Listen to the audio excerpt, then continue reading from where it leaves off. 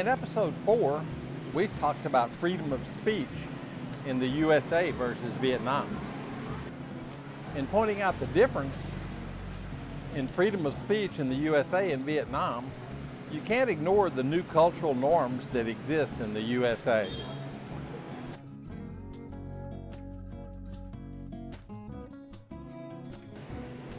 Today we're going to talk about the cultural phenomenon in the US called the cancel culture.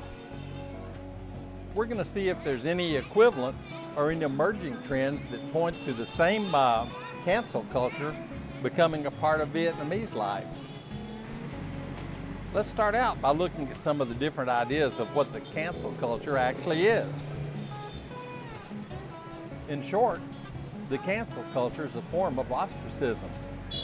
It occurs on social media like Facebook, TikTok, Instagram, Twitter, YouTube, or in the news media, or in personal or political circles, to basically exercise like a demon people, companies, celebrities, influencers, political pundits that have ideas that are found to be offensive or simply different from one's own.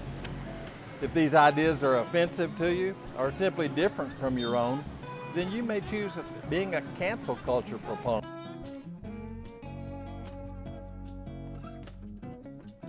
The cancel culture weapons are mostly words, like racist, bigot, Karen, sexist, and other terms to frame someone's behavior or beliefs as culturally problematic.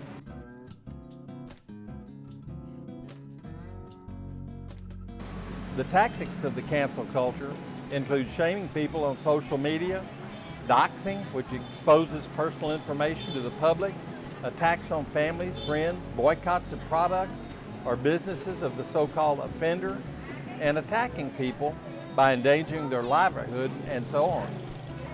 Limited only by the imagination of the cancel culture proponents. The cancel culture advocates often say that their tactics are to educate, inform, or enlighten you to causes that we should as a society embrace. However, these ideas may just be their ideas.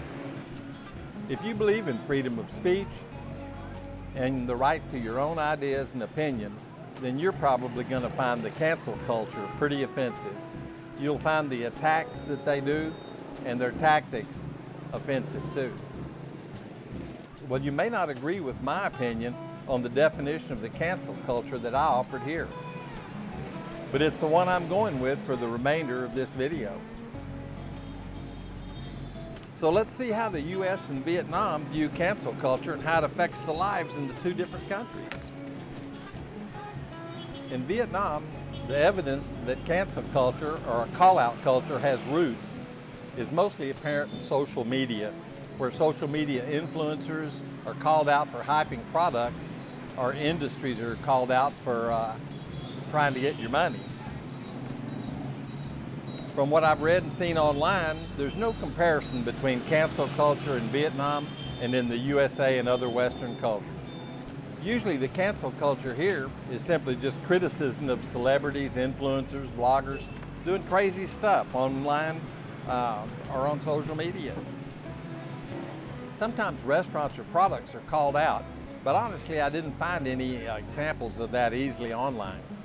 Most were just a negative review, not really a cancel culture type thing. Also, it doesn't seem that boycotts or identifying people personally as racists or sexist is apparent in Vietnam. In USA, attacks can be much more vicious.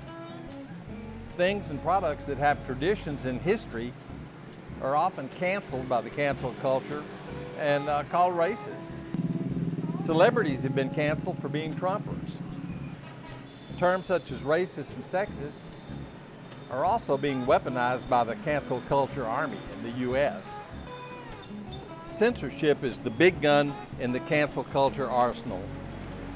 It's supported by the tech tyrants in the US that own and manage social media.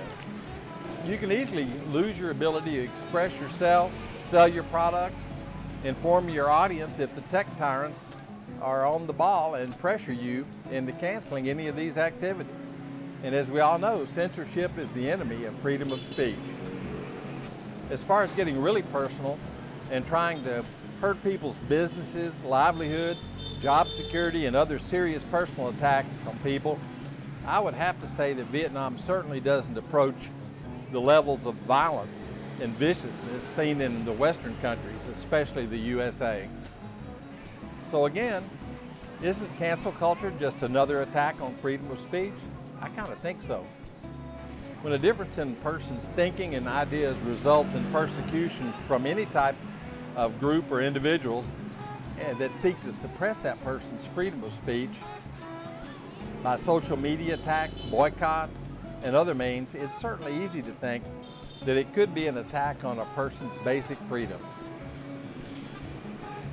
It's especially sad to see the results that often occur. People lose their jobs, their ability to openly express their ideas, the ability to get a new job or a better job. It's all destroyed by the cancel culture. I just don't see that here in Vietnam.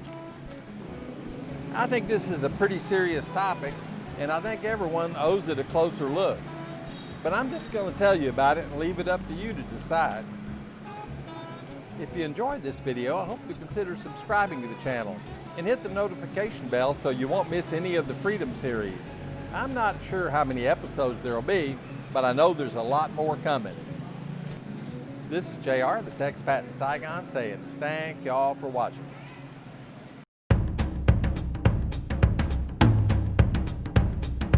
All right.